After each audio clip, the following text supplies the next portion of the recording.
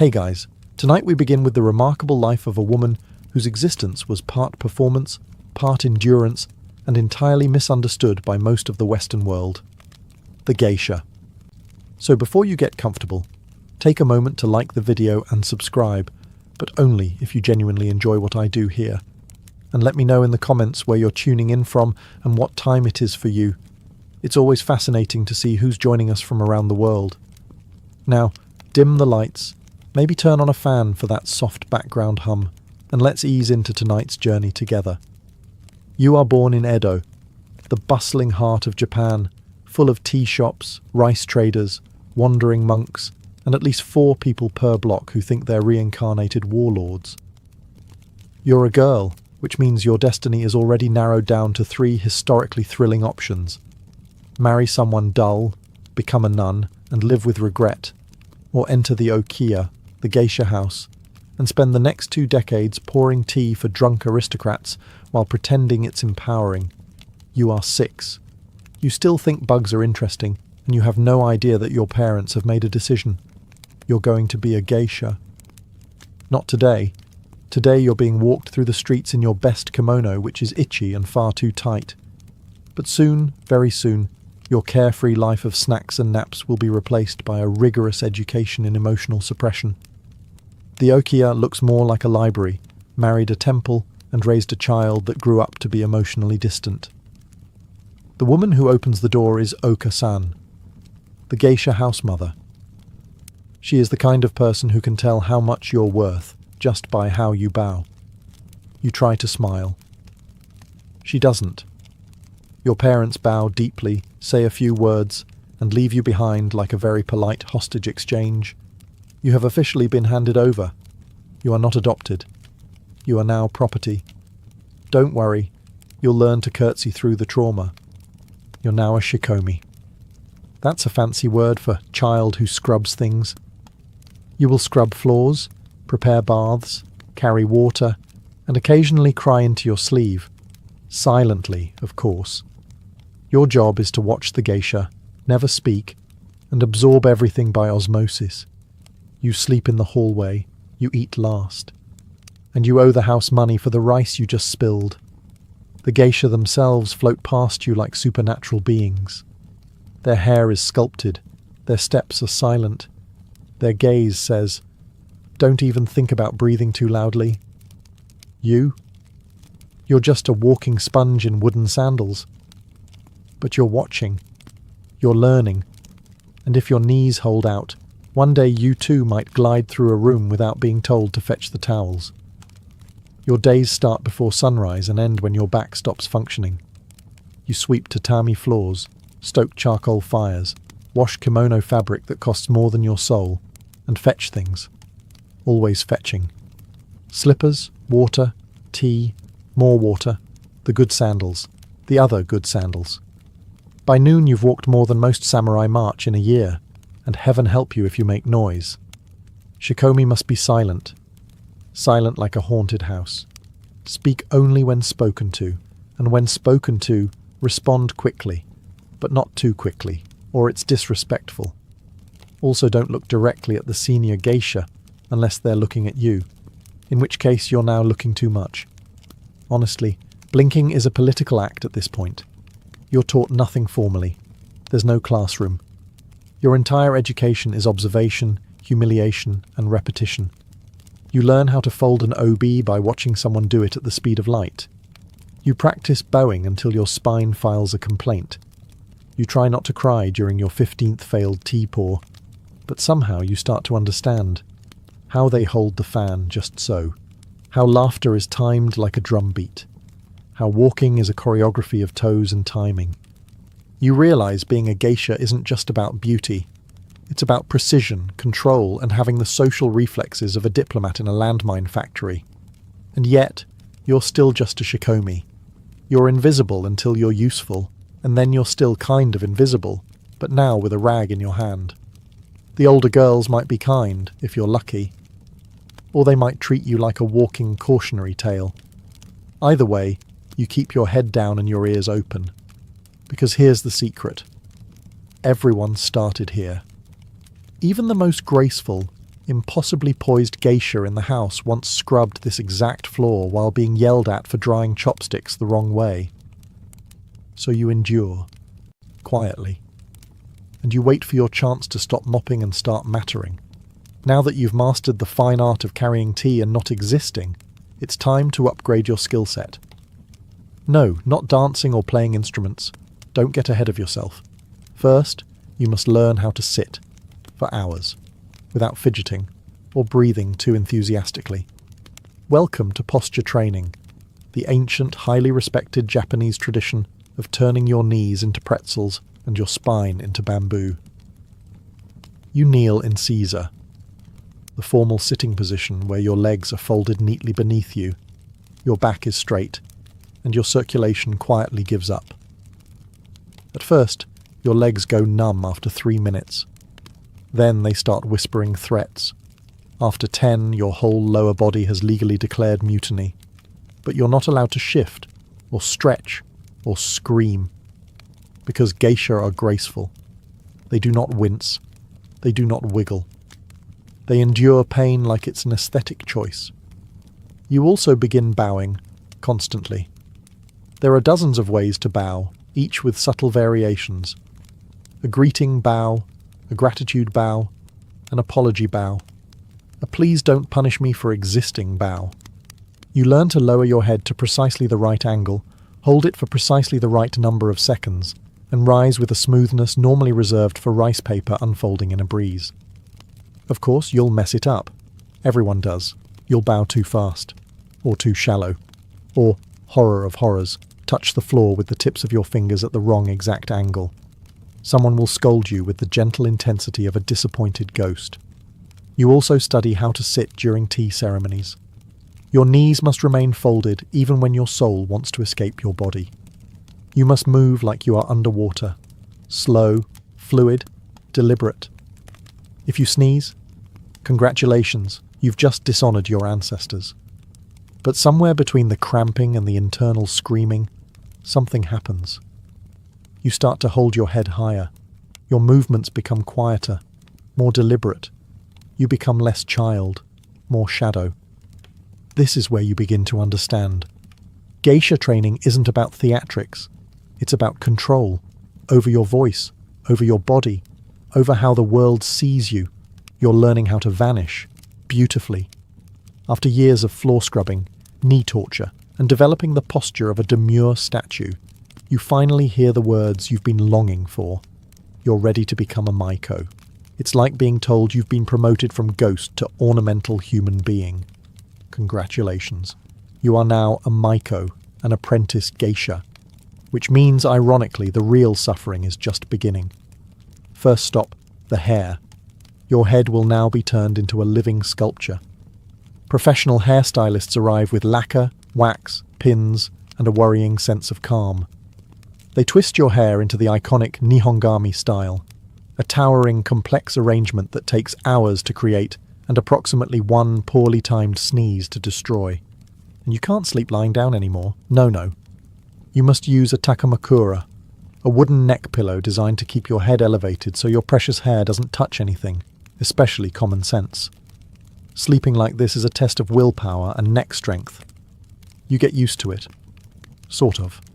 Eventually. Maybe. Now comes the outfit. Your new kimono is an embroidered beast. It's gorgeous, heavy, and designed by someone who clearly hated shoulders. The sleeves are long enough to sweep a small garden. The obi, sash, is tied in an elaborate knot that sits halfway up your back and weighs about as much as a toddler. Getting dressed each day requires help, often from 2 or 3 other people who have memorized the ancient art of wrapping fabric around a human body until it's 75% kimono and 25% regret. Then there's the kanzashi, your hair ornaments. These are beautiful, seasonal, and sharp enough to qualify as light weaponry. You wear them like a crown, but they also broadcast your rank and training stage. One wrong hairpin, and everyone in the room knows you've committed a fashion crime punishable by shame. As a Maiko, your job is to watch, imitate, and occasionally serve tea while dressed like a sentient cherry blossom. You're not allowed to speak too freely, laugh too loudly, or, heaven forbid, ask questions.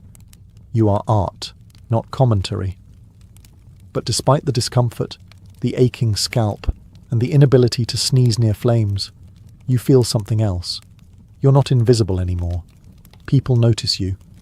And not just because your outfit is visible from orbit. There's no single aha moment where you wake up and think, yes, I am now a proper apprentice geisha.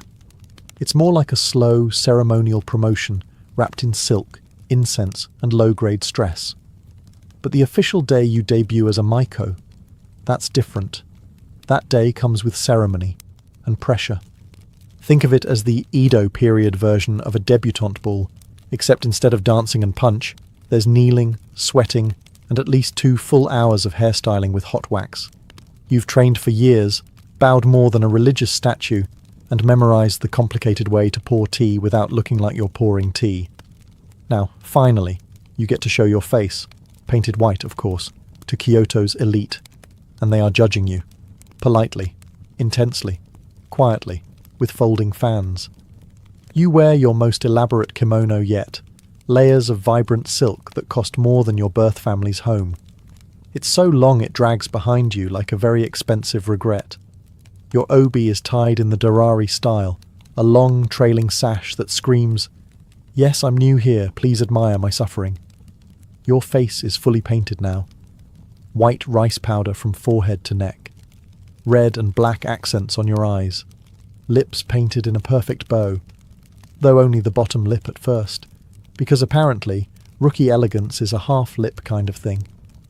You walk through the streets in your okobo, those platform sandals that double as medieval torture devices, while everyone turns to stare. Not because you're famous, but because you're a newly minted maiko and it's a rare sight. Also, you're walking very, very slowly. It's the only speed available. Then comes your misadashi, your formal debut ceremony. You meet clients for the first time, greet patrons, and perform for elders who remember when their necks still worked. Every step, smile, and sip of tea is a test. And failure isn't punished with yelling, it's punished with disappointment, which is worse. But somehow, you survive. You make it through the ritual, the performance, the parade. You don't trip, spill anything, or offend a dignitary. This, in geisha terms, is a massive win. And just like that, you're officially a maiko. Half child, half porcelain icon, full-time performance piece. Being a maiko comes with many responsibilities. Pouring tea, dancing, pretending not to hear creepy innuendos, but none of them compare to your most sacred daily ritual, the face. Your makeup routine is now a full-scale military operation. Step 1. Slather your face, neck and chest in a thick coat of white rice powder, which smells like chalk, feels like glue, and somehow finds its way into your soul. It dries faster than your will to live and sets like plaster. Once it's on, you are no longer human. You are canvas. Step 2. Eyebrows. Yours? Gone. Covered in powder. New ones? Drawn on with charcoal. Thin, dark and serious, like they have a secret. Step 3. Eyes. You trace your lids with a mixture of red and black pigment, carefully applied with a brush so thin it could paint on rice grains. One twitch, and you've gone from elegant apprentice to haunted raccoon. And then the lips. As a junior maiko, you're only allowed to paint the bottom lip. Why? Tradition. Also something vague about modesty and not getting too full of yourself. You paint it red, carefully shaped like a tiny bow. It's considered beautiful. It also makes eating look like a complicated art installation. Mistakes are not tolerated. Smudge your lip? Start over. Uneven eyeliner? Unacceptable. Eyeliner doesn't even exist yet. You're using powdered minerals mixed with spit and despair. Once you're done, you look in the mirror and see something both ancient and terrifying. A doll. A glowing, white, fragile, beautiful doll, with the core strength of a dancer and the daily calorie intake of a squirrel. But here's the thing. Beneath the mask, you're learning power. This look commands attention. It says, I'm tradition wrapped in performance, and I will judge your clumsy chopstick technique. The makeup isn't for vanity. It's for armor. It separates you from ordinary women. It tells everyone that you're here to perform, not participate. It also tells your pores that they are no longer needed. Hope you weren't too attached to breathing through your skin. You don't wear this face for yourself. You wear it so others forget you're only 15 and start treating you like art. At first glance, you might think the geisha's greatest tools are her beauty, her kimono, or possibly the sharp metal hairpin she keeps purely for decorative purposes. But you'd be wrong. Her real weapons are twofold, the shamisen and the ancient Japanese art of making awkward men feel interesting. You learn the shamisen, a 3-stringed instrument that looks like a weaponized spatula and sounds like a melancholy banjo. Playing it requires grace, rhythm, and fingers that don't cramp like salted squid. You practice for hours daily, producing noises that begin as cat in distress and gradually evolve into respectable ambience. Your teachers are merciless. 1 missed note earns you a sigh. 2 missed notes earns you a raised eyebrow. 3 missed notes and you're sent back to tune the instrument until it sounds less like a kitchen accident. But music is only half the equation. The other half? Conversation. You're not just learning how to talk. You're learning how to talk around things, how to flatter without lying, how to suggest without promising, how to keep a man engaged in dialogue without letting him realize that you're mentally organizing tomorrow's dance routine while nodding politely. You practice subtlety like it's a martial art. If a client mentions he's rich, you smile softly and change the topic to the moon. If he tries to flirt too boldly, you compliment his taste in sandals and offer more sake. You are the queen of graceful deflection. And oh, the poetry. You memorize hundreds of poems about flowers, rivers, and heartbreak. You can quote Basho while pouring tea and still have enough bandwidth to notice who's had too much to drink. All while keeping your back straight and your voice 1 octave higher than your internal screaming. By now, you've realized that being a maiko isn't about entertaining. It's about managing emotion, your own, your clients', the room's. You read moods faster than you read syllables. You know when to laugh, when to pause, and when to pretend you didn't hear something horrifying. This is your new life. Half musician, half therapist, all performance. And the scary part? You're getting really good at it. Ah, yes. The dana. The word sounds elegant, vaguely mysterious, and just polite enough to hide what it actually means. A wealthy male patron who supports your career with the strings of obligation, woven so tightly they could double as a noose. You hear about the concept early on. A dana, they say, is a respected man who appreciates the arts, funds your training, and helps with the extravagant costs of kimono, hair ornaments, and general survival. In return, you're expected to keep him company, make him feel important, and ideally not run screaming into the night. It's not romantic. This isn't a Jane Austen novel. This is a business transaction wearing a silk robe. You don't get to choose your dana. The house chooses.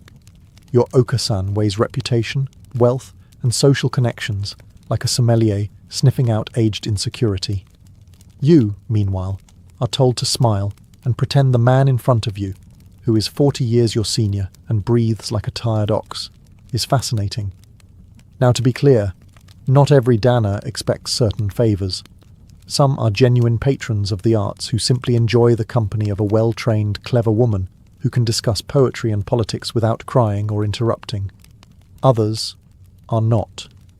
The boundaries are vague, culturally unspoken, and the pressure is immense.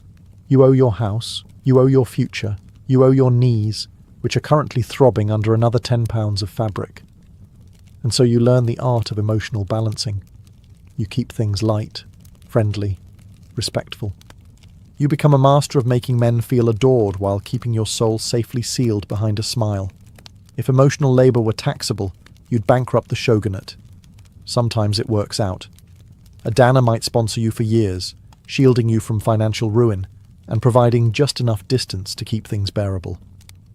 Other times, you develop the lifelong ability to disassociate in real time, while nodding at a story about grain taxes for the 15th time. Either way, the system isn't about love. It's about leverage, and the only way to survive it is to learn how to tilt the balance back in your favour, all while wearing 3 layers of brocade and pretending the room isn't on fire.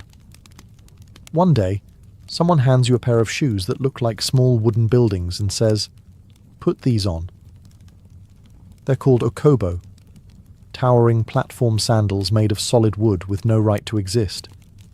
Designed not for comfort, but for ceremony, elegance, and possibly revenge, these sandals are worn exclusively by Maiko, which means if you're wearing them, you're now expected to float, not walk, across the streets of Kyoto without wobbling, tripping, or bursting into tears.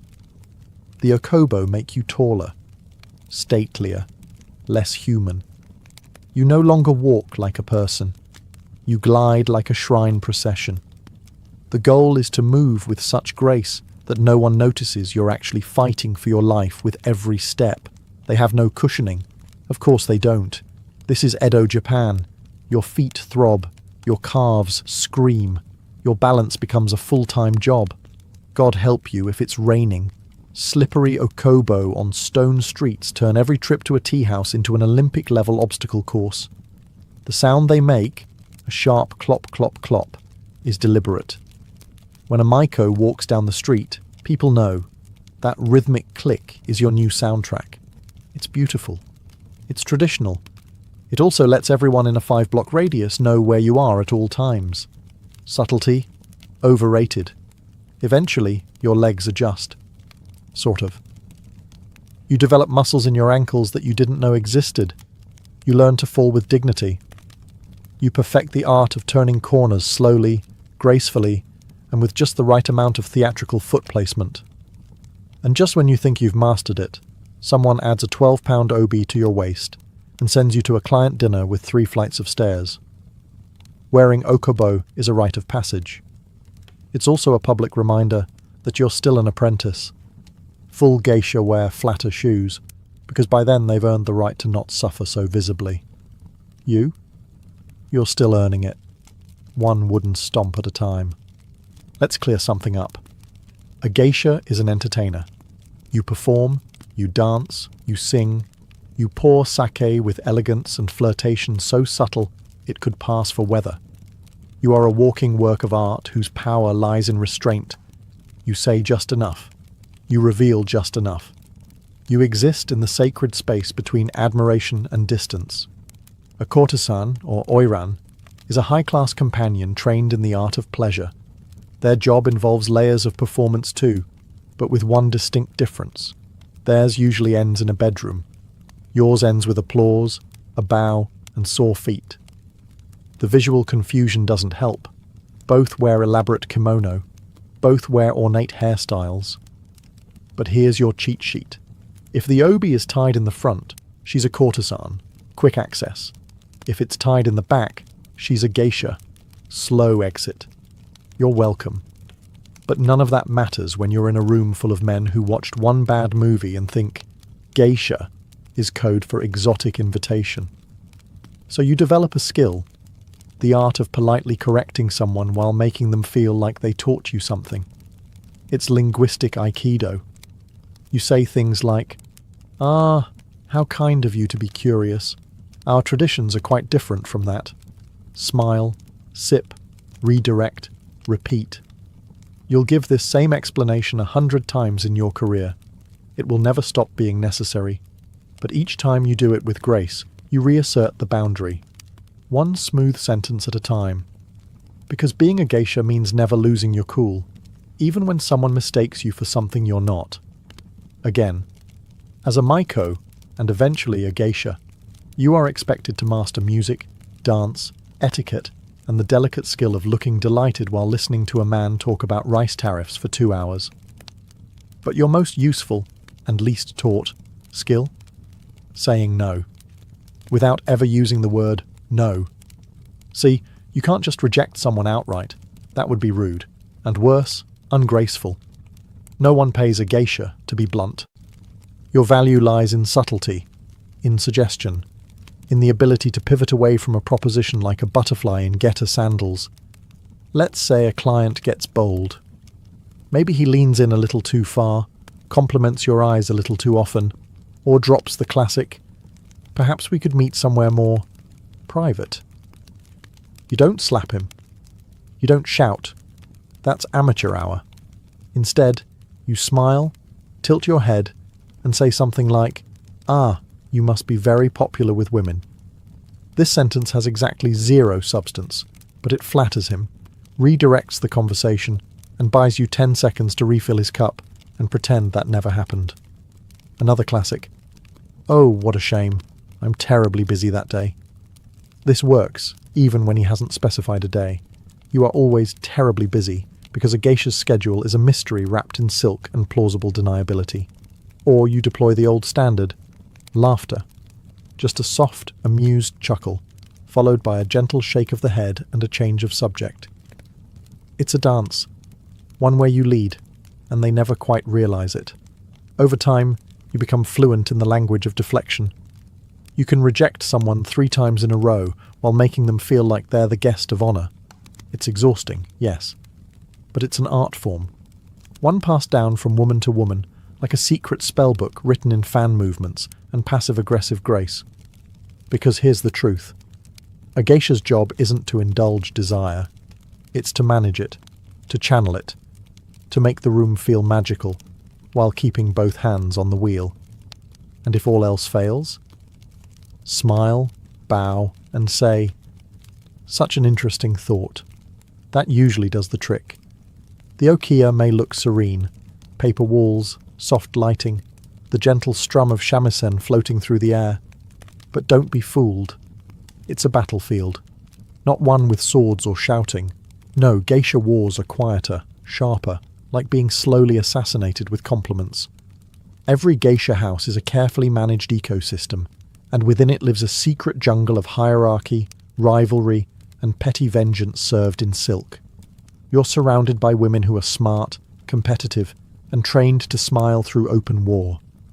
Did someone borrow your obi without asking? Oh, how thoughtful. Did another Maiko arrive to dinner with the same seasonal hairpin? How coincidental. Did your shamisen solo suddenly get reassigned to someone else last minute? Just a misunderstanding. The kind that somehow always benefits the more popular girl. You learn quickly. Not all smiles are kind. Not all compliments are real. And never, never, leave your cosmetics unattended. There's a code, of course. You don't scream or slap. That's for the untrained. Here, revenge is served with poise. One extra syllable in a haiku. One wrong step pointed out politely during practice. A subtle whisper to a client that maybe, just maybe, you heard something interesting about that other Maiko's behavior at the last tea ceremony. Rumors in the okiya spread faster than fire on a paper lantern. You try to stay above it, of course. But eventually, you'll get pulled in. Maybe you're the new favorite. Maybe your dance was too good. Maybe someone's just in a mood, and suddenly your sandals are missing. Coincidence? Surely. You survive by learning to be gracious, strategically. You master the art of complimenting someone while implying the opposite. Your new kimono is so bold. I could never wear something so daring. Eventually, you'll rise above it. Literally. As a full geisha, you'll outrank the apprentices and get your own room, your own clients, and fewer accidental spills on your outfit. But until then, welcome to fan wars. They're silent, they're ruthless, and they're fought with grace, timing, and an occasional well-placed eyebrow raise. You don't need armor here. You need a mirror, a memory, and the ability to say thank you like it's a warning. After years of kneeling, bowing, smiling, and resisting the urge to scream into your obi, the day arrives. You are no longer a Maiko. You are now a geisha. The transformation is subtle. No dramatic parade, no congratulatory fireworks. You simply wake up one day, and instead of being the girl in training, you are the standard everyone else is training toward. And weirdly, your knees still hurt. Your wardrobe changes. gone are the vividly coloured, high-sleeved Maiko kimono that made you look like a walking flower arrangement. Your new look is more subdued, more elegant, like you've finally earned the right to dress like someone with opinions. Your hair, thank the gods, it's no longer a weekly sculpture made from wax and willpower. You now wear a wig. Yes, a wig. It's heavier than your head and still takes half a salon and a miracle to style, but at least you can sleep like a normal human again, which is to say poorly and on a futon. But the biggest shift? You now perform alone. You don't follow anymore. You lead. You're expected to host, entertain, and charm without assistance. Your shamisen solos are longer. Your conversations are wittier. You must be calm, poised, and, above all, in control. Clients no longer see you as cute. They see you as powerful. Not in a sword-wielding, castle-burning way, but in the way that a single raised eyebrow can derail an entire conversation. You've mastered subtlety. You've weaponized grace. People listen when you speak. Or rather, when you choose to speak. Because geisha know the true art of power. Silence used sparingly. And with this new status comes new burdens. You must mentor the younger Maiko. You must smile at clients you've already smiled at 1,000 times. You must carry the weight of legacy, of expectation, of thousands of years of cultural performance. But deep down, something's different now. You're no longer pretending. You've become the person the Okiya sculpted you into.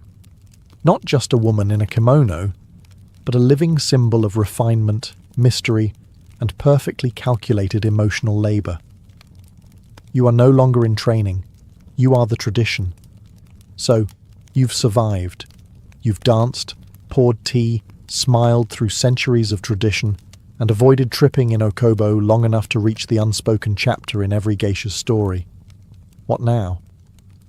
Because here's the secret no one tells you. Geisha don't really retire. Not in the traditional sense. There's no ceremony where someone hands you a gold fan and a thank you note. You don't get a pension. You just gradually fade from the spotlight like a candle burned all the way down. Some geisha transition into teachers. You become the one correcting someone's bow angle with a single look. You demonstrate the shamisen for the 100th time, knowing full well the Maiko in front of you is thinking about lunch. You've become the legacy, the living proof that grace ages well and outlives fashion. Others become house mothers, the Okasan. Yes, her. The woman who once judged your bow like it was a criminal offence. And now it's you standing by the sliding door, inspecting the new shikomi with the expression of someone wondering if the rice pot is burning. You run the house. You make the rules. And you decide who rises, and who cleans the entryway again until they learn how to walk without sounding like a stampede. Some geisha marry, discreetly, strategically. Maybe even to a former Dana who's still breathing and has the good manners not to ask what everything costs. You trade one form of performance for another, the art of smiling through domesticity. But many geisha simply continue. Slower, quieter, but still sharp. You host more intimate gatherings. You become less about performance and more about presence. You say less, but it means more. Your nod can shift the tone of a room. Your absence becomes noticeable. There's no grand exit, no final curtain call. You just shift into shadow, still wrapped in silk, still moving like a poem with ankles. And even when your public appearances grow rare, your name stays, passed on by younger geisha who still practice the gestures you perfected long ago. By now, your knees are permanently shaped like tatami mats. Your back straightens on instinct. Your voice, always melodic, holds weight. Not because it's loud, but because it rarely needs to be. You are no longer just a geisha. You are memory made visible. You won't find your name carved in stone or printed in textbooks. You won't trend. There's no viral clip of you pouring tea with surgical elegance or reciting waka poetry between shamisen chords. But your legacy isn't the kind that needs volume. It lives in the next girl, kneeling too long on aching legs, trying not to smudge her lip paint as she perfects a half-smile that hides exhaustion and radiates charm. It lives in the way the fan opens, crisp, precise, and silent, a gesture older than most empires. It lives in the quiet spaces between words at a party, where your presence still shifts the atmosphere, even if no one remembers your debut date or the name of the client who bought your first seasonal comb. Your job was never to be loud. It was to be unforgettable in ways most people wouldn't know how to explain. To captivate, not seduce. To suggest, not declare. To turn a dinner into a ceremony and a glance into a statement. And through it all, you survived. You survived the training, the weight of tradition, the shoes that tried to kill you. You survived assumptions, competition, the clients who mistook performance for permission, and the rumours that never seemed to fade as fast as they were invented. But most of all, you survived elegantly. In a world that demanded perfection and silence, you created space for self-possession. You carved out a life that was both performance and resistance, all while never raising your voice. And maybe no one will say your name out loud when they tell the story of Kyoto. But someone will sip tea just so. Someone will walk in kimono without rustling. Someone will smile with an unreadable gaze and say, "Just enough," and not a word more. And in that moment, you'll still be there. Not as a ghost, but as legacy. Forget candle-lit dinners or moonlit serenades. In ancient Sumer, the birthplace of civilization, marriage was less about romance and more about record-keeping.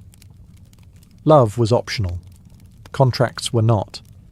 Sumerians, who lived over 4,000 years ago in what is now southern Iraq, were the first people we know of to formalize marriage with written agreements. And by written, we mean pressed into wet clay using a stylus. These were not declarations of eternal affection. They were binding economic transactions. The cuneiform tablet often spelled out exactly what each party was bringing into the union. And no, unconditional love was never one of the listed assets. The bride came with a dowry, livestock, textiles, servants, or land. The groom's family might toss in a bride price, which was less a gesture of goodwill and more of a deposit. If the marriage failed, the tablet made it clear what was forfeited, refunded, or repossessed. Yes, Sumerian marriages came with early versions of prenups. Your love life could be audited. But the Sumerians didn't stop at cold transactions. Marriage was a cornerstone of maintaining social order. Women were expected to be loyal and fertile. Men were expected to provide and protect, or at least not embarrass the family at public rituals. Infidelity, especially by the wife, could be punished harshly, including death by drowning. Divorce? Allowed, but only if you could prove just cause. We grew apart wouldn't cut it. Weddings themselves were modest affairs, no Instagram-worthy decor or white veils. The couple would move in together and perform rituals, possibly invoking deities like Inanna or Enlil, but the real marriage began when the community recognized the union and the contract was filed like an ancient tax return. The Sumerians viewed marriage less as a personal journey and more as a civil duty. Your union was a cog in the machinery of inheritance, agriculture, and divine order. Your spouse? A partner in social strategy. A teammate in a world where surviving floods and feeding goats took precedence over candle-lit poetry. In ancient Egypt, marriage wasn't just sanctioned by society. It was mirrored in the heavens. The gods themselves were married. Isis and Osiris, Nut and Geb. Even chaos had a soulmate. Egyptians believed that divine pairs maintained cosmic balance, and human marriages were expected to do the same. That's a lot of pressure for a couple trying to keep the household cats from eating the sacred grain. Marriage was seen as the ideal social state. A man was expected to marry young, ideally before he could do too much damage as a bachelor.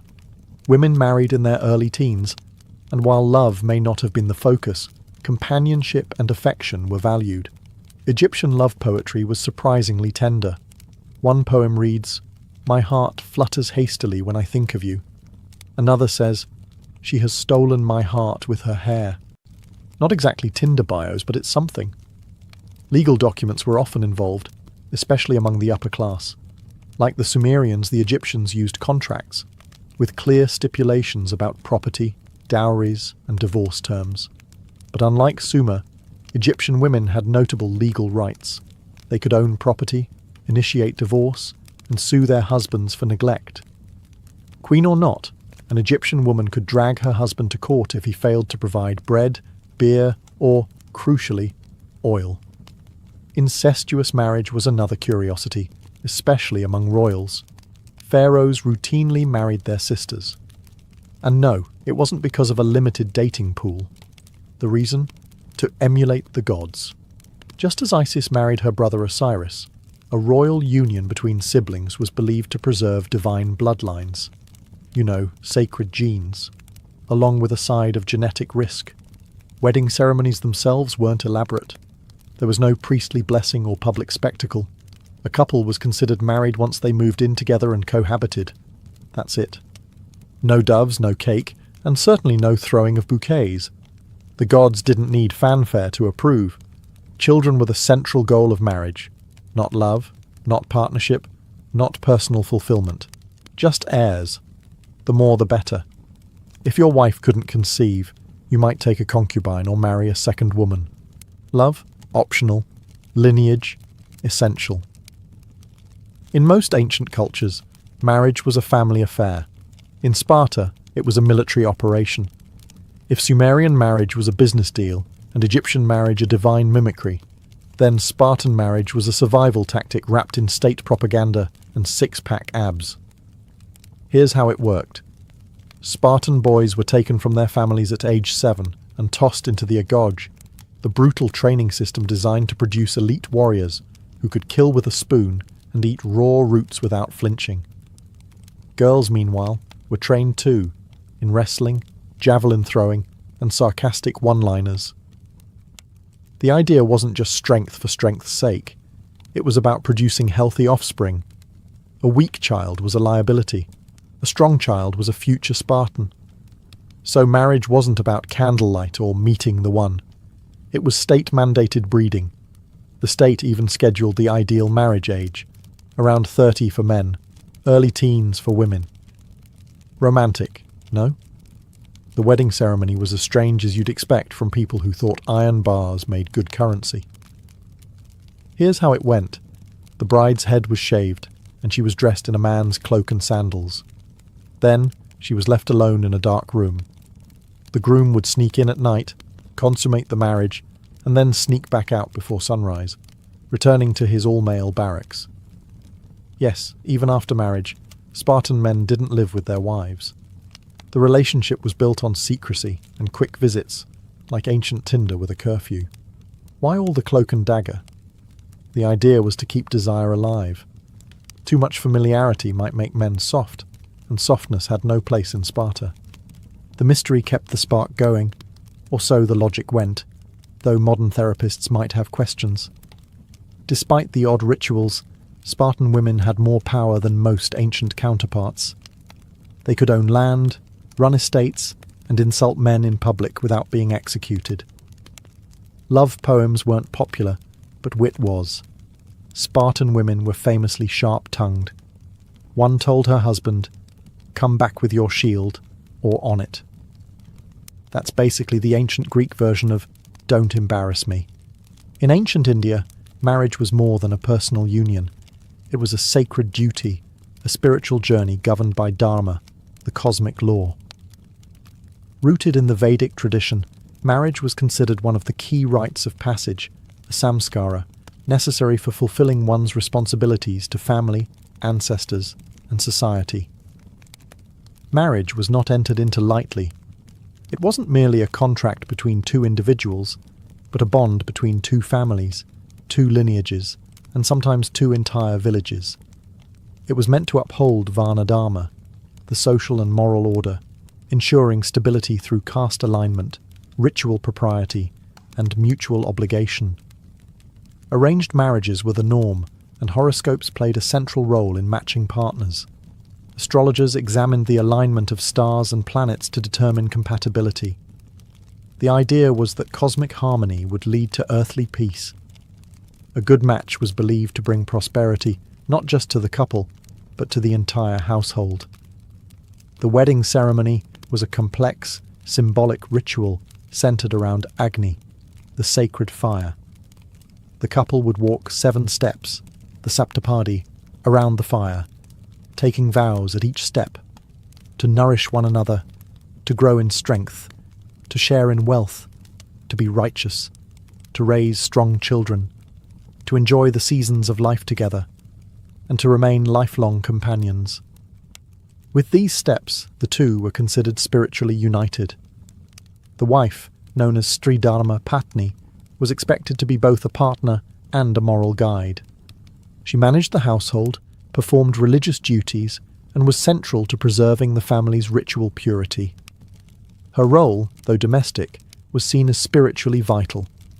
The husband was expected to protect, provide, and uphold Dharma through his own conduct. Polygamy existed, especially among the elite, but monogamy was considered ideal. Widows were expected to lead a life of austerity, although practices varied over time and region.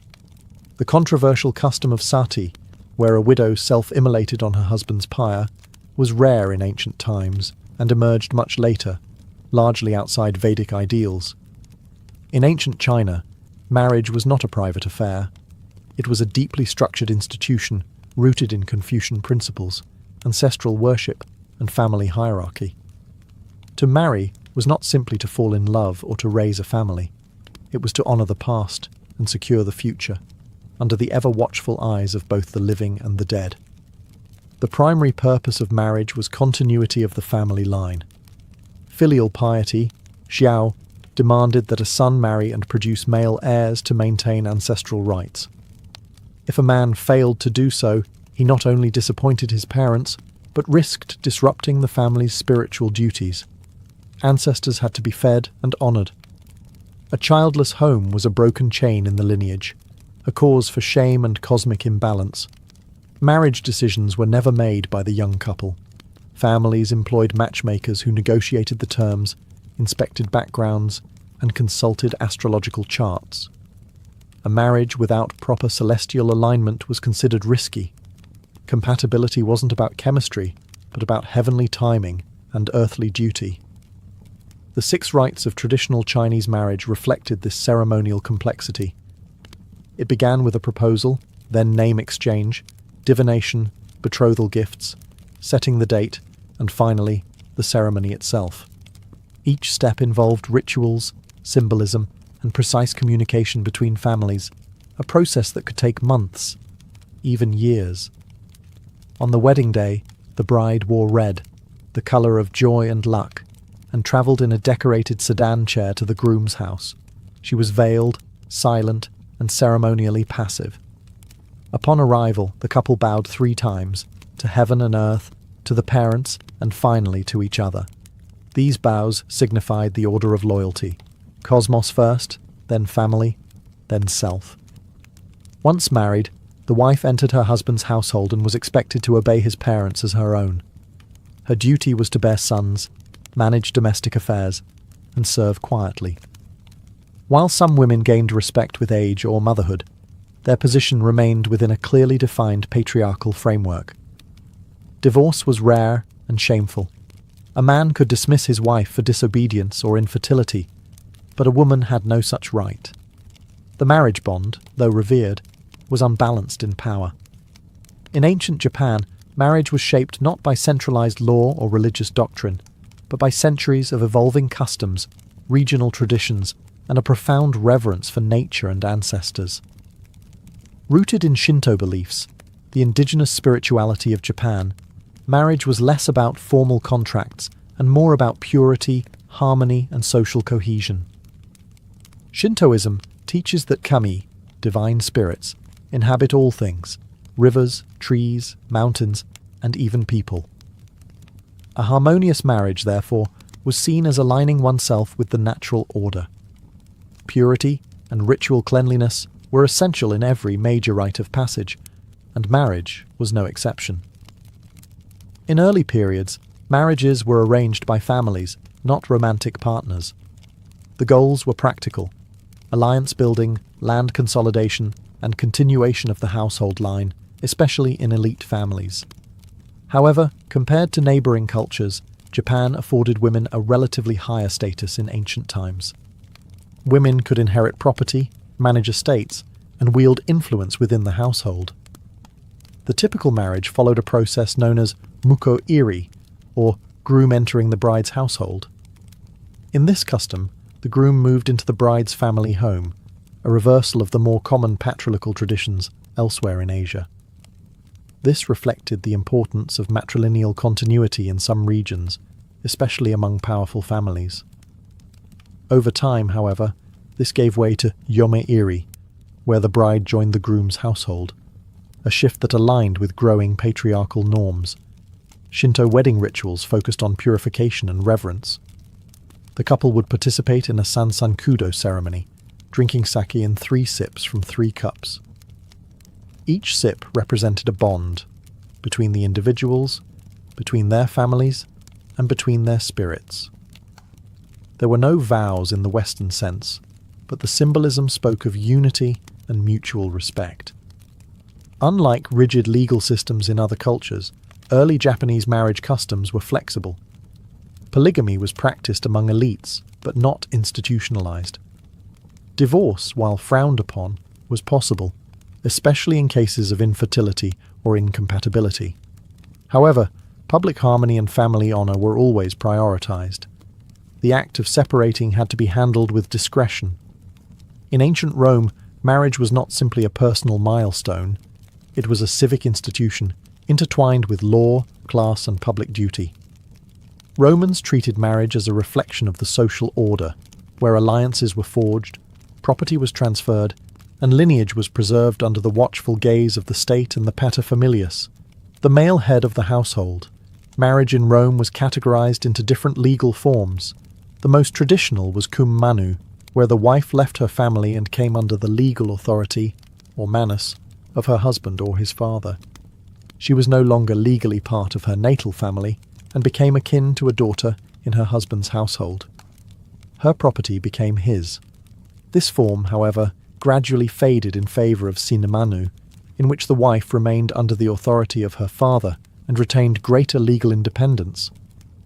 This shift reflected evolving attitudes and the increasing economic power of elite Roman women. Marriage ceremonies were marked by ritual and symbolism.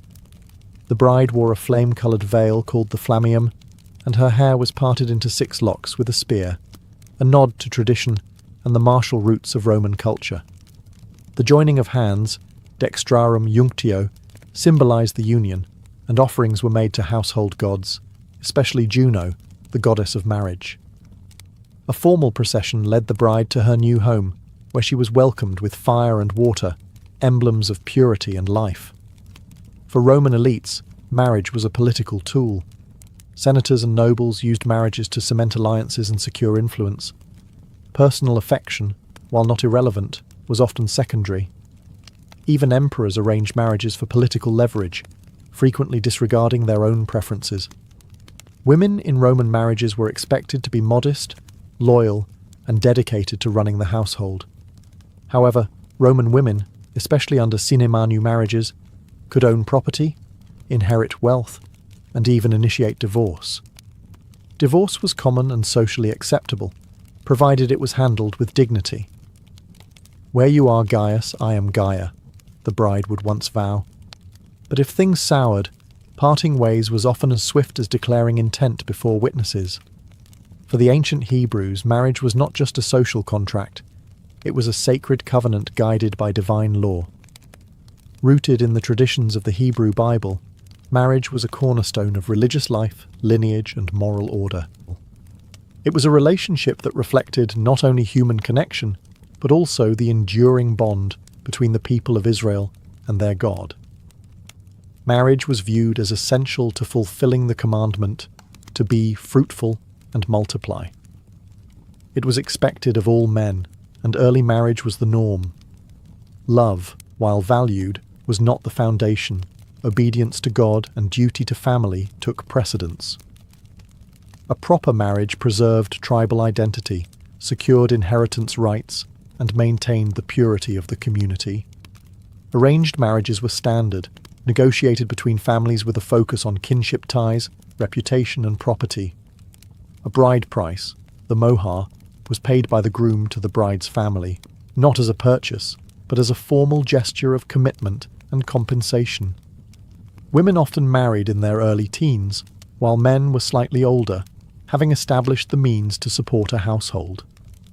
Ceremonies were domestic affairs, often taking place in the bride's home and followed by a celebratory feast. The rituals emphasized joy, continuity, and blessings, with wine, singing, and the reading of sacred texts. A written ketubah, marriage contract, outlined the husband's responsibilities to provide food, clothing, and conjugal rights. It also protected the wife's financial interests in case of divorce or widowhood. Though patriarchy defined much of Hebrew society, women held an honored position within the family structure. The woman of valor, described in Proverbs, was wise, industrious, and respected. While polygamy existed, especially among early patriarchs like Abraham and Jacob, monogamy became more common over time, particularly after the Babylonian exile. Divorce was permitted but discouraged. A man could issue a get, a writ of divorce, under certain conditions. However, this process required religious approval and was subject to legal limitations, ensuring that the woman was not left vulnerable or dishonored. Among the ancient Celts, marriage was a deeply communal and symbolic act, woven into the rhythms of the natural world, tribal allegiance, and ancestral law. It was less a static institution and more a fluid, adaptable bond, shaped by personal choice, social duty, and seasonal rituals. Unlike the rigid legal codes of Rome or the cosmic obligations of India, Celtic marriage customs varied widely across tribes and regions, from Ireland to Gaul to the Scottish Highlands. Yet, some common threads endured: partnership, fertility, and honour. The Celts viewed marriage as a sacred oath, often sworn in the presence of tribal elders, druids, and the ever-present gods of land and sky. Marriage could be monogamous or polygynous, depending on wealth and status. Among nobles and chieftains, it was not uncommon for a man to have multiple wives, each with her own household standing. However, this was governed by clear expectations and mutual agreement. Women were not passive figures. Celtic women often had legal rights, including property ownership, divorce, and even the ability to initiate marriage. One striking feature of Celtic union was the trial marriage, a year and a day arrangement where couples could live together before deciding whether to continue the relationship permanently. If either partner was dissatisfied, they could walk away without stigma. This custom, far ahead of its time, emphasized consent and compatibility over permanence for its own sake. Ceremonies often coincided with seasonal festivals like Beltane, a fire rite marking the beginning of summer and fertility. Couples would leap over flames or pass between bonfires to symbolize purification and union. These rites were believed to bless the marriage with strength, fruitfulness, and harmony with nature. Marriage contracts, especially among elites, were formalized and could include clauses about dowries, shared property, and inheritance. Unlike many ancient societies, Celtic law recognized mutual responsibilities between spouses. Abuse or neglect could be grounds for dissolution, and women had recourse in tribal courts. The spiritual dimension of Celtic marriage was ever present. Vows were not just personal, they were bound to the earth, the tribe, and the gods. The couple's union was a thread in the larger tapestry of land and lineage, and their fidelity was a promise not only to each other, but to the sacred balance that held the world together. The origins of Malbork Castle lie not in the misty forests of Poland, but in the searing heat of the Holy Land. During the late 12th century, the Teutonic Order was born amidst the chaos of the Third Crusade. Originally formed in 1190 as a group of German crusaders caring for wounded Christian soldiers in Acre, the order soon transformed into a full-fledged military monastic force, part nurse, part knight, and wholly devoted to the expansion of Christendom. but the Holy Land was slipping away. As Muslim armies under Saladin reclaimed territory and European powers lost interest, the Teutonic Knights found themselves without a clear purpose. Their zeal remained, but the battleground would shift. In 1226, the Polish Duke Conrad of Mazovia saw an opportunity. Plagued by raids from pagan Prussian tribes to the north, he invited the knights into his lands, offering them territory in exchange for protection and conversion of the Baltic peoples. The Teutonic Knights agreed. But they had ambitions far beyond missionary work. With papal backing and imperial approval, they began carving out their own theocratic state. In this war-torn frontier, the sword would spread the cross. Brick by brick, they laid the foundation of a new stronghold to anchor their rule. Marienburg, later known as Malbork, Mary's Castle, named in honour of the Virgin Mary, patroness of the order. Construction began in 1274, and from the start it was meant to awe. This was not merely a fortress, it was a declaration. Built in the distinctive red Gothic brick style of northern Europe, it rose from the banks of the Nogat River like a crusader's dream cast in stone. Its walls would not only keep out pagans and rebels, they would proclaim the spiritual and military might of the knights to the entire region. Malbork was more than a castle. It was a base of operations, a monastery, an administrative centre, and a symbolic heart of a rising religious empire. The warrior monks were no longer foreign guests. They were rulers now. And this castle, still in its infancy, would one day become the largest fortress in the world by land area, and a bastion of medieval power that still endures. By the late 13th century, Malbork Castle was no longer just a strategic foothold. It was evolving into a monumental expression of power, faith, and architectural ambition. Rising from the flat lands of the Vistula Delta, it stood defiant and unmistakable, a fortress built not of stone, but of brick, the bold material of the north. In an age where most castles clung to limestone and granite, Malbork's red Gothic walls radiated both innovation and intimidation.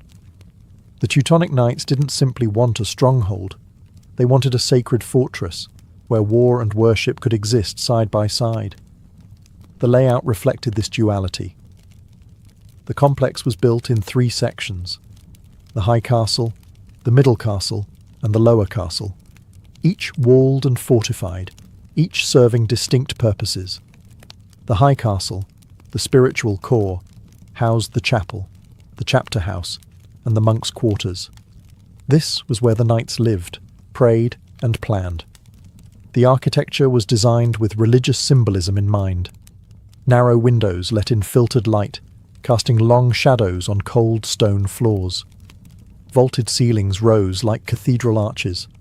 Defensive features doubled as spiritual metaphors. Height meant nearness to God. Darkness and light symbolized divine truth against the chaos outside the walls. Malbork wasn't just meant to endure siege, it was meant to inspire awe. The Holy Virgin Church, nestled within the High Castle, featured stained glass, intricate tile work, and a statue of the Virgin Mary that towered over the outer walls. Every turret, passageway, and tower was laid out with intent. Nothing was wasted, nothing left to chance. Even the latrines drained cleverly into the Nogat River, a reminder that the knights brought order and cleanliness to a land they viewed as wild and unconverted. As the 14th century dawned, Malbork continued to expand. Craftsmen, labourers and stonemasons worked year-round. Local peasants were often conscripted to supply food, timber and manpower. Meanwhile, the fortress became the administrative and spiritual nucleus of the Teutonic Order's growing state. More than just a castle, Malbork was a statement, a brick-and-mortar sermon declaring that the Order was here to stay, both as warriors and as monks. It was faith clad in armour, a monastery wrapped in battlements, and it had only just begun to grow. As the 14th century progressed, Malbork Castle was no longer simply a military base. It had become the epicentre of a growing theocratic empire. From this formidable brick bastion, the Teutonic Knights expanded their control across the Baltic, transforming what was once a campaign of conversion into a full-scale colonization of territory, people, and resources. The order operated like a cross between a kingdom and a corporation. Its Grand Master, essentially both Pope and King within the realm, ruled from Malbork with the aid of a strict monastic hierarchy. Beneath him were knights, priests, and lay brothers, all bound by vows of poverty, chastity, and obedience, yet managing vast estates, trade routes, and tax systems. Their goal wasn't only religious, it was territorial consolidation. Forests were cleared, towns were built, paganism was driven underground or destroyed. Malbork was both the symbolic and logistical heart of this effort. Here the chapter house met to deliberate on policies, elect new Grand Masters, and decide on matters of war and diplomacy. The castle's fortified treasury guarded gold, silver, and relics, all acquired through tithes, trade, or conquest. Its armories supplied swords and armour for new crusades into Lithuania and beyond. With its influence growing, the order styled itself as a civilizing force. Roads and bridges were constructed. Trade flourished along the Vistula River. German settlers were encouraged to migrate, establishing towns with Gothic cathedrals and markets modelled on the Holy Roman Empire. The region became known not for its pagan past, but for its rigid order, under the strict rule of the Black Cross. But with power came enemies. Poland and Lithuania, still largely pagan and fiercely independent, resisted the order's expansion. While some converted willingly, others fought bitterly against forced baptism and foreign control. The borderlands became battlegrounds. Raids were frequent. Tensions simmered. Still, from the safety of Malbork's thick walls, the Teutonic Knights seemed invincible. At its height, the Teutonic Order controlled vast stretches of land stretching from the Baltic Sea deep into Eastern Europe, and at the very centre stood Malbork, no longer just a castle but the capital of a religious state, a monument to faith, power, and imperial ambition. But ambition rarely goes unchallenged. By the dawn of the 15th century, the seemingly unstoppable rise of the Teutonic Order had begun to provoke dangerous resentment. From its brick towers and iron gates, Malbork Castle presided over a domain forged in conquest and enforced through faith. But the knights had made powerful enemies, most notably the newly united kingdoms of Poland and Lithuania. In 1386, a seismic shift occurred. The Grand Duke of Lithuania, Jogaila, converted to Christianity and married the Polish queen, becoming King Władysław II Jagiełło of Poland. With this union, Lithuania, the last pagan stronghold in Europe, embraced Christianity, removing the order's core justification for its crusade. The ideological ground beneath the Teutonic Knights began to erode. But it wasn't just about religion. It was about land, influence, and revenge. Lithuania had long resisted the order's invasions. Poland had territorial disputes. Now joined by marriage, faith, and politics, the two kingdoms had the strength to confront the knights directly. Tensions turned into border raids. Raids escalated into war. The showdown was inevitable. In 1410 it came. The Battle of Grunwald, also known as the Battle of Tannenberg, saw the combined Polish-Lithuanian army clash with the Teutonic Knights in one of the largest and bloodiest battles of medieval Europe. The knights, heavily armoured and confident, were outmanoeuvred. Their army was crushed. Their Grand Master, Ulrich von Jungingen, was killed on the field. The defeat sent shockwaves through the Order's territories. But the Polish-Lithuanian alliance didn't stop at victory. They marched directly toward Malbork, hoping to deliver the final blow. As the enemy army approached, Malbork prepared. Its walls were tall, its supplies vast, and its defenders determined. The new Grand Master, Heinrich von Plauen, a brilliant strategist, took command. Siege engines were built, defences reinforced. Archers took their posts. For 2 months, the Allied armies tried to breach Malbork's defences, but the castle held. Arrows rained from battlements, boiling oil spilled from murder holes. Disease and supply shortages plagued the attackers. Eventually, the besiegers withdrew. Though bruised, the order survived. For now. But Grunwald marked the turning point. The aura of invincibility was gone, and while Malbork's walls had withstood the siege, the empire they guarded had begun to crack. Though Malbork Castle had survived the siege of 1410, the Teutonic Order was never the same. Their decisive loss at the Battle of Grunwald had shattered the illusion of dominance. The once rising tide of their theocratic empire began to recede. Their territories remained vast, their fortress impenetrable, but their grip on power was loosening, slowly, then all at once. The Order struggled under the weight of debt, war reparations, and internal unrest. To fund their defence and rebuild their armies, they imposed heavy taxes on their subjects, especially on the growing class of German-speaking merchants and townspeople. But loyalty had its limits. Discontent simmered across Prussia, fueled by economic hardship and the increasingly autocratic behaviour of the knights. In 1454, the situation erupted. A powerful confederation of Prussian nobles and cities, fed up with the Order's rule, appealed to King Casimir IV of Poland to incorporate their lands into the Polish crown. The king agreed, sparking the 13 Years' War, a brutal, grinding conflict that would decide the fate of Malbork and the Teutonic state. At first, the Order held fast. Malbork remained their jewel, their stronghold, but the tide had turned against them. The Polish army, backed by the rebellious Prussian League, pushed deep into Teutonic territory.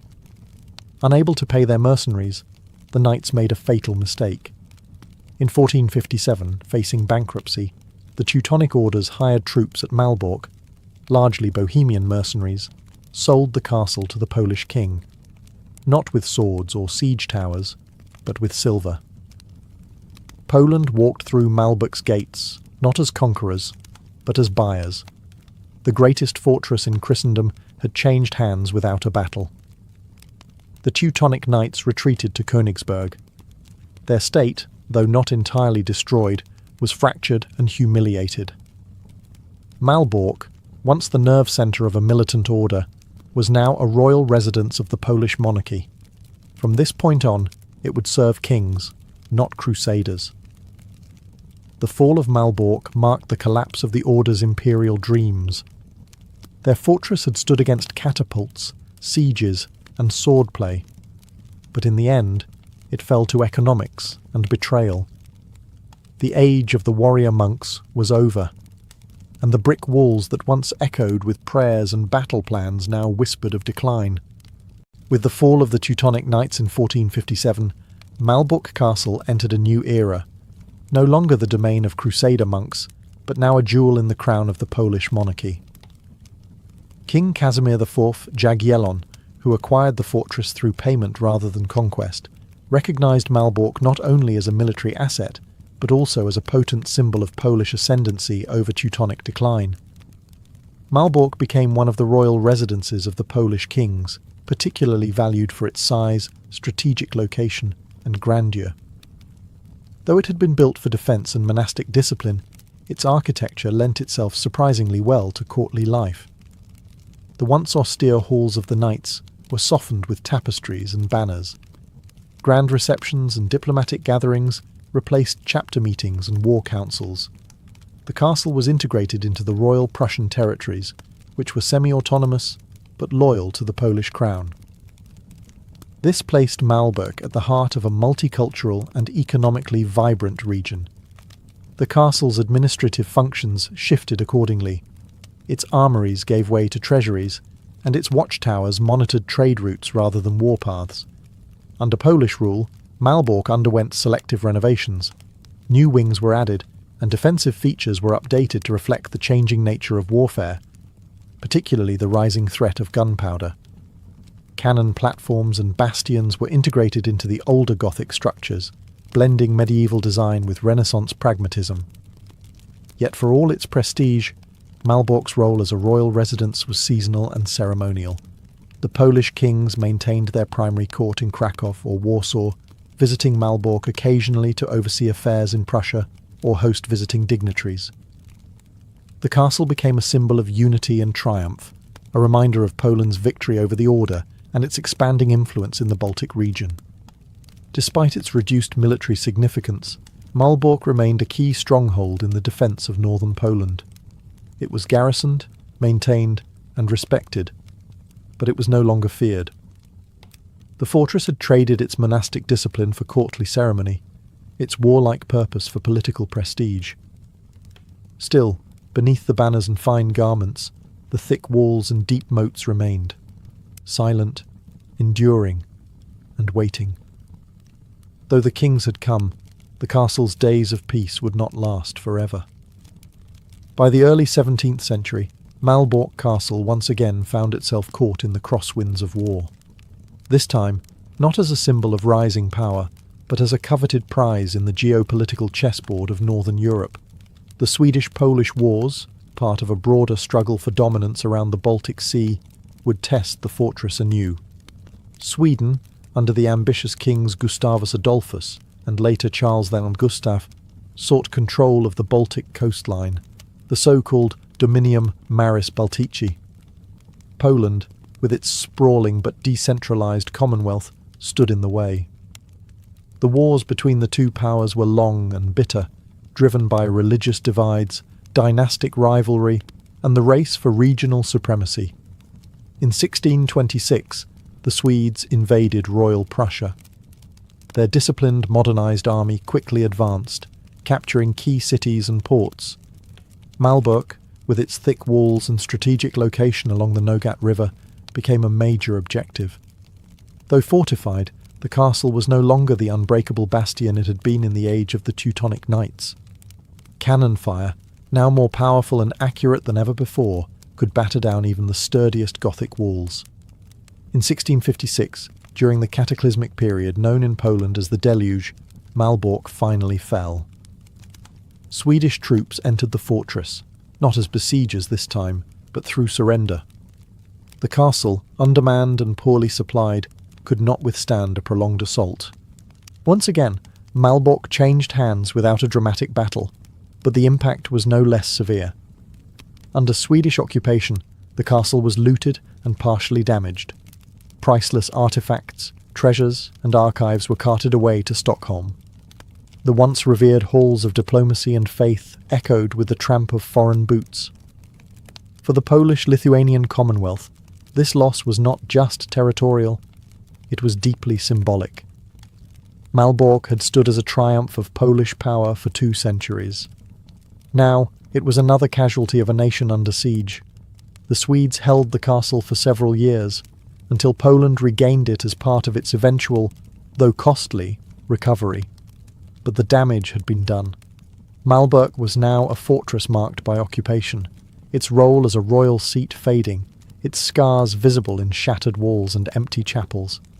War had returned, and Malbork had weathered the storm, but not unscathed. By the 18th century, Malbork Castle, once the beating heart of a military monastic state, and later a proud symbol of Polish kingship, had faded into quiet obscurity. The political world around it was unravelling. The Polish-Lithuanian Commonwealth, weakened by internal strife and foreign interference, faced its final partition in 1795, disappearing entirely from the map. Malbork, like much of the region, was absorbed by the expanding kingdom of Prussia. Under Prussian rule, the castle's strategic importance had all but vanished. Gunpowder warfare had rendered medieval fortresses largely obsolete. Malbork was no longer a royal seat, no longer a symbol of conquest. It was a massive, aging structure that was too expensive to maintain and too awkward to modernize. The Prussian authorities found new, mundane uses for its vast halls and echoing chambers. The chapel where Teutonic knights had once prayed became a warehouse. The refectories turned into barracks. Even parts of the ornate interiors were gutted to make room for storage and military supplies. Some structures were dismantled entirely, with bricks repurposed for other buildings in the area. The castle was treated less as a historic monument and more as a convenient pile of usable material, locals and soldiers alike began to forget its past.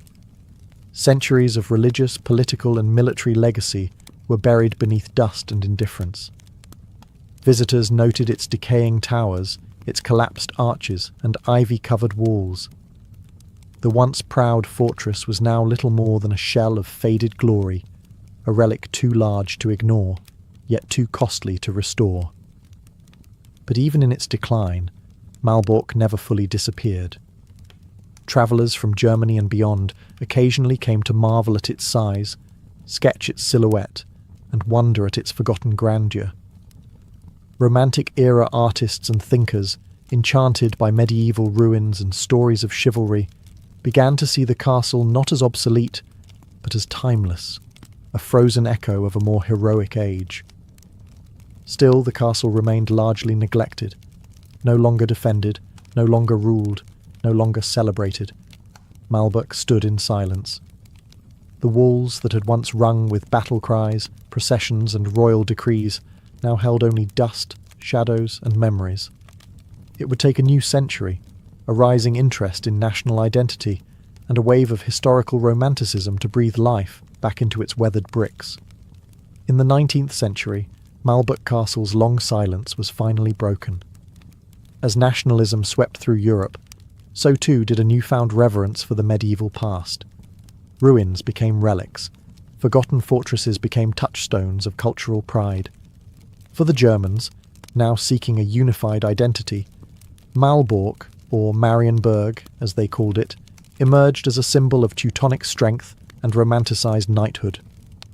The restoration began in earnest in the 1800s, led by Prussian architects and historians who saw in the decaying bricks not just a structure, but a story. Detailed studies were conducted. Gothic motifs were carefully reimagined. Sections were rebuilt with painstaking attention to medieval styles, though often with a touch of 19th century artistic license. The process wasn't always historically accurate. Some elements were idealized rather than authentic, but the spirit of revival was strong. Malbork became a national monument of the German Empire. Paintings, operas and textbooks depicted it as a cradle of Teutonic glory. German emperors visited, and ceremonies were held in its great halls. It was no longer just a castle. It was heritage, myth and architecture fused into a single powerful icon. But history's tides would shift again. After World War I, the region was contested. After World War II, it was transformed. In 1945, as Soviet forces advanced into East Prussia, Malbork suffered heavy bombardment. Fires gutted the interiors, walls crumbled. Once again, the castle was at war, and once again, it was left in ruins. After the war, Malbork became part of a reborn Poland, and its identity changed once more. No longer a symbol of German pride, it became a reclaimed piece of Polish history, not for conquest, but for preservation. The post-war Polish government undertook another massive restoration, this time aiming for historical fidelity and cultural inclusivity. Brick by brick, it was rebuilt, not as a fortress of war, but as a monument to resilience. Today, Malbork Castle stands as the largest brick fortress in the world, a UNESCO World Heritage Site, and a testament to nearly 8 centuries of European history. Tourists wander its courtyards. Historians study its layers. Its walls, once stained by siege and politics, now echo with the voices of schoolchildren and the quiet awe of visitors. Malbork no longer defends, it remembers. In the early 1800s, the United States was a young nation with restless ambitions. Its eastern cities were growing, but for many Americans, the real promise lay beyond the Appalachian Mountains, in the vast, untamed wilderness of the West. This desire to expand was more than a personal impulse. It was wrapped in a national philosophy known as manifest destiny, the belief that Americans were destined, by providence or purpose, to settle from the Atlantic to the Pacific, no matter what or who stood in the way. What began as a trickle of brave homesteaders soon swelled into a mass movement. By wagon, horseback, and on foot, thousands of families ventured into the frontier. drawn by the hope of cheap land, fresh opportunity, and the chance to escape debt, poverty, or overcrowded cities. Land grants, homesteading laws, and glowing newspaper editorials promised fertile soil, freedom, and ownership, all waiting for the bold to take. But the journey west was not for the faint of heart. Pioneers faced weeks, even months, of grueling travel. Trails like the Oregon Trail, Santa Fe Trail, and California Trail became lifelines across mountains, rivers, and plains. Supplies were packed tightly into wagons, which served as both transportation and temporary homes. Dangers lurked everywhere. River crossings, animal attacks, broken axles, and disease could strike without warning. And yet, the pull of the West remained irresistible. For many, the idea of carving out a piece of the frontier was more than a land grab. It was a shot at reinvention. A poor tenant farmer could become a landowner. An immigrant with no inheritance could start anew. On the frontier, there were no neighbours to impress, no aristocracy to navigate, only raw land and the will to tame it. The frontier was also a place of contradiction. It promised freedom, but it came at the cost of displacing indigenous peoples whose lands were redefined as wilderness. It offered opportunity, but only for those strong or fortunate enough to survive. Still, the myth of the frontier, of rugged individuals braving the unknown, became woven into the American identity. And for those first pioneers, life on the frontier was not just a dream. It was a gamble taken 1 mile, 1 river, and 1 wooden wheel at a time. Once the journey west was complete, if it was completed at all, the real work began. The American frontier did not welcome settlers with ready-made homes or planted fields. It offered only trees, soil, weather, and time. For pioneers, establishing a homestead meant transforming raw wilderness into a space that could sustain life, starting with the most basic necessity, shelter. A log cabin was the structure of choice, not for comfort, but for practicality. Trees were abundant, and tools were few. A family might arrive at their chosen plot with little more than an axe, a wagon of supplies, and sheer determination. First, they cleared the land. Then came the notching and stacking of logs, fitted without nails, secured with mud and moss. Roofs were often made of split logs or thatched grass. Windows were rare luxuries. If present, they were small and often covered with greased paper instead of glass. Inside, life was harsh but purposeful. One-room cabins housed entire families, sometimes a dozen people or more, all under the same roof. Privacy was nearly non-existent. Cooking was done over open hearths, and smoke often filled the cramped space. Bedding might be straw stuffed into cloth sacks. Furniture was rough-hewn and homemade. Every item served a function. There was no room for decoration, only survival. But even in these difficult conditions, life began to take shape. Gardens were planted, small livestock raised. Children gathered firewood and fetched water from nearby streams. Women cooked, preserved food, spun cloth, and tended to illness. Men hunted, trapped, built fences, and defended the homestead when necessary. Each season brought new labour, planting, harvesting, chopping wood, preserving food for winter. Rest was rare, neighbours were few and far between, but when they did exist, they were invaluable. Frontier families often worked communally, raising barns together, helping each other during childbirth, or gathering for seasonal harvests.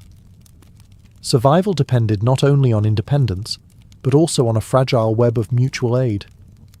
On the American frontier, nature was both provider and adversary. While the land held the promise of bounty, it offered nothing freely. Every meal, every warm fire, every drop of clean water had to be earned through sweat, skill, and endurance. There were no markets, no electricity, no stocked pantries, only what could be grown, gathered, hunted, or preserved. Food was a daily concern, not a convenience.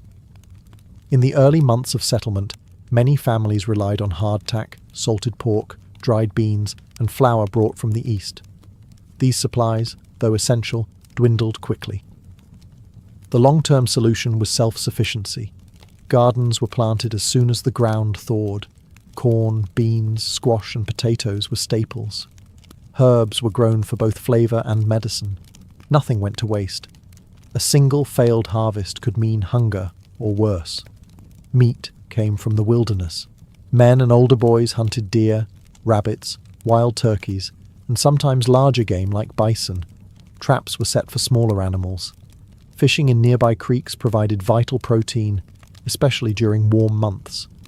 Every kill was a victory, every successful forage a small triumph over uncertainty. But nature's gifts came with danger. Bears, wolves, and mountain lions also roamed the land, and starvation was never far off in a bad season. Preserving food for winter was a skill that meant the difference between comfort and calamity. Smokehouses, root cellars, and drying racks were used to keep meat, vegetables, and fruits edible through the cold months. Women boiled jars of jam, cured pork with salt, and pickled anything that could fit in a barrel. Firewood was stacked high by autumn. The hearth was the centre of warmth, cooking, and life itself. Weather was unpredictable and often unforgiving. Torrential rains could flood crops. Blizzards could isolate families for weeks. Droughts turned gardens to dust. Lightning struck cabins. Tornadoes flattened them. Illness spread rapidly when water froze or spoiled. There were no safety nets, only preparation, luck, and resilience. While life on the frontier is often remembered as solitary and rugged, few pioneers truly lived in total isolation. Survival might begin with a single cabin, but over time, scattered homesteads grew into something more. Communities bound by necessity, trust, and the shared challenge of taming the land. Neighbours, though miles apart, were lifelines. In the absence of formal institutions, frontier families relied on one another. Barn raisings, harvests, log rollings, and quilting bees were more than chores. They were social events. A dozen men could raise a structure in a day. Women would prepare food, care for children, and offer news from miles away. These moments built bonds stronger than fences. They made survival a shared effort. Without newspapers, telegraphs, or town criers, news travelled by word of mouth. A travelling trader, or a visitor from a nearby settlement, could bring stories from hundreds of miles away. Political changes, rumours of war, sightings of native tribes, or news of a harsh winter coming. Such information passed from cabin to cabin like wildfire. When a family received a letter, it was often read aloud multiple times to friends and neighbours, becoming a shared window into the world beyond. Religion played a unifying role. Itinerant preachers, often called circuit riders, travelled long routes, delivering sermons in cabins, barns, or open fields. Families would walk for hours just to attend a Sunday service, turning it into a full-day event of prayer, song, and fellowship. Faith provided comfort and moral structure in a world where law was still taking root. Education was scarce, but valued. When enough children lived nearby, families might band together to build a one-room schoolhouse. A young woman or older child might teach, using a Bible, a slate, and whatever few books were available. Community events like spelling bees and holiday gatherings offered rare joy and a sense of normalcy amid the hardships. Life on the frontier was not only a struggle against nature, it was also a collision of peoples, cultures, and claims to the land. As settlers moved westward, they entered territories long inhabited by Native American tribes. For the pioneers, the land was a promise. For indigenous peoples, it was home. The result was a tense, often violent balance between conflict and coexistence. Some encounters were peaceful. Trade was common along major trails. Settlers exchanged metal tools, cloth or firearms for furs, food, and local knowledge. Native guides sometimes helped families navigate unfamiliar terrain or warned them of incoming storms. There were moments of genuine friendship, shared meals, gifts, and quiet understanding across the cultural divide. But these moments were fragile, and the pressure of expansion would strain them to breaking. As more homesteads appeared, so did tensions over land and resources. Settlers cleared forests, diverted water, hunted game, unaware or indifferent to the fact that these lands were deeply tied to the spiritual, economic, and ancestral life of native nations. Treaties were signed, then broken. Promises were made, then ignored. As a result, hostility grew. Raids occurred on both sides. Some settlers feared attacks at night. Homes were fortified, rifles kept close. Children taught to stay quiet and hidden. Stories of violence, whether exaggerated or true, travelled fast and stoked fear. At the same time, indigenous communities saw their lands shrink, their hunting grounds vanish, and their way of life threatened by unfamiliar laws and permanent fences. Militias were formed, forts were built. Entire conflicts erupted, from small skirmishes to full-scale wars like the Black Hawk War or the clashes along the Oregon Trail. Some native tribes chose to fight. Others tried diplomacy or moved further west, only to face more settlers in time. There was no simple resolution. Yet even amid conflict, instances of cooperation endured. Some Native Americans worked alongside settlers, married into families, or converted to Christianity.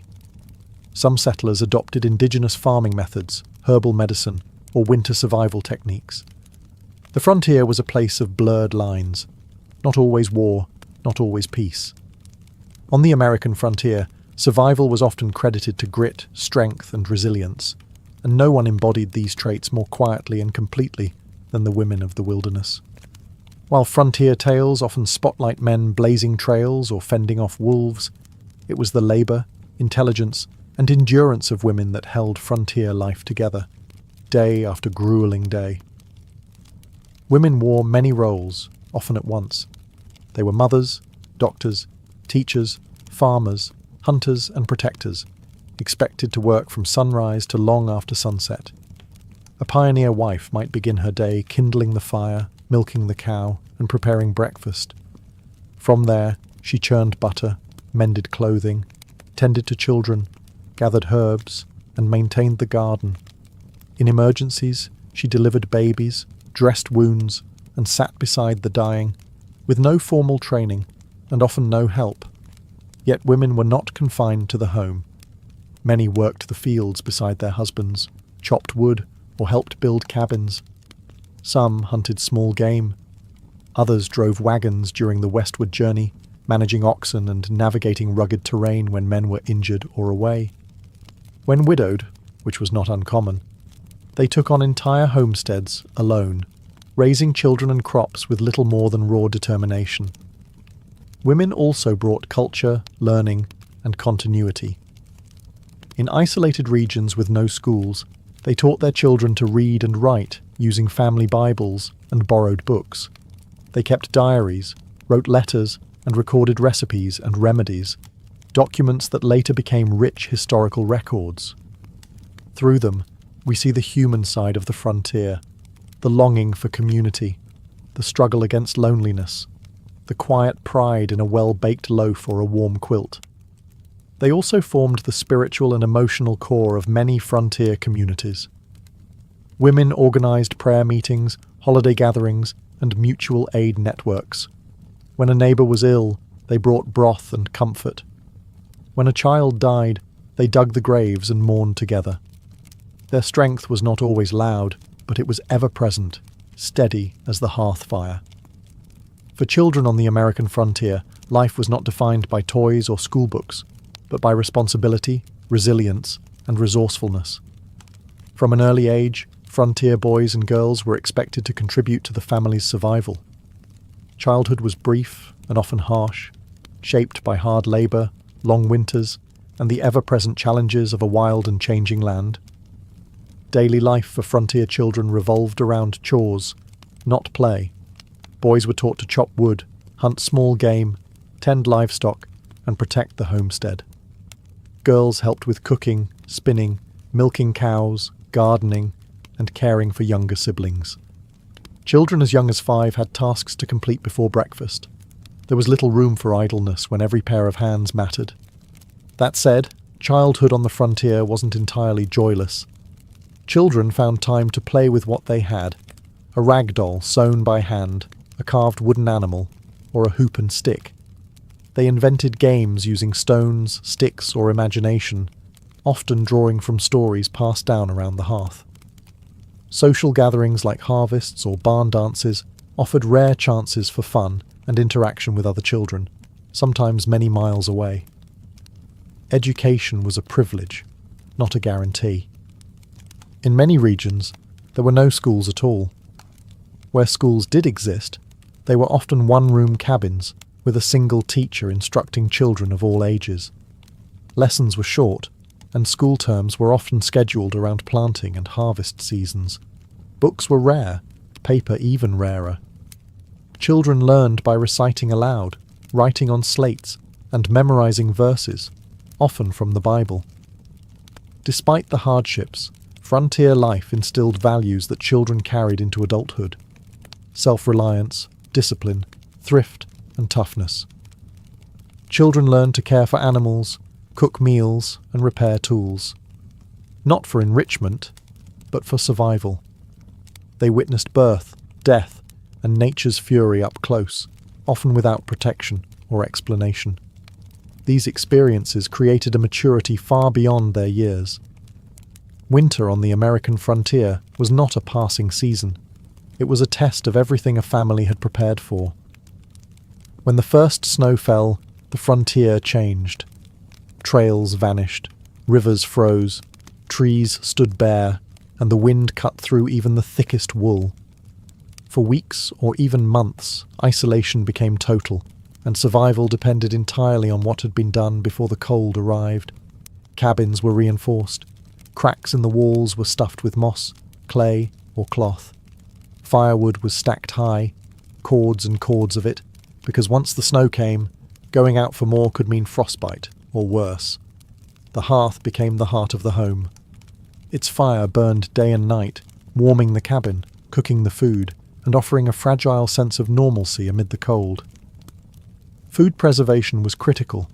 Families who failed to salt enough meat, dry enough vegetables, or store enough grain often went hungry.